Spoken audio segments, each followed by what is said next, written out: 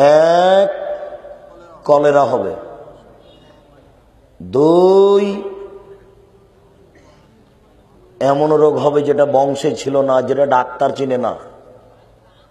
তিন, ভিক্ষুক হবে, নিঃস্ব হবে। এক নম্বরে তিনটা কথা বলেছি, কলেরা হবে, মহামারী হবে, অল্প বয়সে মরণ হবে। তিনটা মিলে একটাই কথা, জেনা করলে তিনটা বিপদ হবে। এক, কলেরা হবে, মহামারী হবে, অল্প বয়সে মরণ হবে।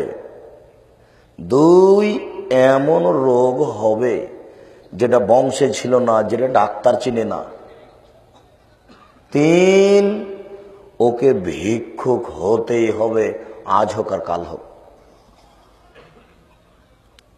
সাবধান, পতিতালয়ের মেয়েকে দেখে মোবাইলে তার সাথে প্রেমের গল্প করে পরকালে ধ্বংস করিও না, ইহকাল ধ্বংস করিও না। তার সাথে কথা বন্ধ করো। দেখো, প্রেমের গল্প বন্ধ করো। মোবাইল মানেই যে না, শতকরা 1999টি মোবাইলে জেনার গল্প হয়। আরো অবাক জেনা, আশ্চর্য। আল্লাহর নবীর ওই বাক্যটি আমার মনে হয়, আল্লাহর নবী বলছেন, আমার জীবনে বড় ভয়, আমার উম্মাত জেনায় লিপ্ত হবে, গোপন পাপে লিপ্ত হবে। আমার উম্মাত জেনায় লিপ্ত হবে, গোপন পাপে লিপ্ত হবে। প্রায় যুবক যুবতী গোপন পাপে লিপ্ত। গোসলখানাতে ঢুকলেই গোপন পাপ করে, একাই হলেই গোপন পাপ করে। 1000 বার বলল, না আর মেয়েটার সাথে কথা বলবো না, না আর কথা বলবো না, এই বলে ঘরে ঢুকেছে। ঘরে কেউ নাই, মোবাইলটা রেখেছে। একটু পরে ধীরে হাতটা মোবাইলে চলে গেল, গিয়ে তার সাথে কথা বলছে। 100বার বলেছে যে বলবো না, মোবাইলটা পাশে রেখেছে, ধীরে হাতটা চলে গেল। ছেলেটা আছে ডুমনিতে আর মেয়েটা আছে লন্ডনে। দুইজন মিলে কথা বলছে পরস্পরে। খুব বলতে বলতে পরনের কাপড় খুলে দিল।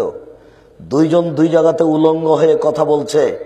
দুইজনের মধ্যে ব্যবধান 5000 কিলোমিটার। অবাক দুনিয়া। আল্লাহ নবী বলেছেন, আমার জীবনে বড় ভয়, আমার উম্মাত জেনায় লিপ্ত হবে, আমার উম্মাত গোপন পাপে লিপ্ত হবে। আমার উম্মাত জেনায় লিপ্ত হবে, আমার উম্মাত গোপন পাপে লিপ্ত হবে। মোবাইল মানেই গোপন পাপ। 8 ছেলের বাপ চলে গেল মোবাইলের প্রেমে। 7 ছেলের মা অর্ধ বুড়ি চলে গেল একজন যুবকের সাথে যার বিবাহ হয়নি। অবাক মোবাইল, অবাক কাণ্ড। 15 বছরে যদি এমন হয়, 50 বছর পরে কি হবে তা আপনাকে আমি বুঝাতে পারবো না। তবে আল্লাহর নবী বলেছেন, একজন পুরুষের অধীনে 50 জন নারী ধাওয়া করবে, মানে 50 জন নয়, হাজার হাজার নারী ছুটে যাবে তার পিছনে জেনা করার জন্য। এখানে এত ছেলে আছে এখন বসে উপস্থিত, যার 100 জনের সাথে জেনা হয়েছে। একজন নারীর সাথে জেনা করার পরে তার সাথে বন্ধ করে আরেকজনের সাথে করছে।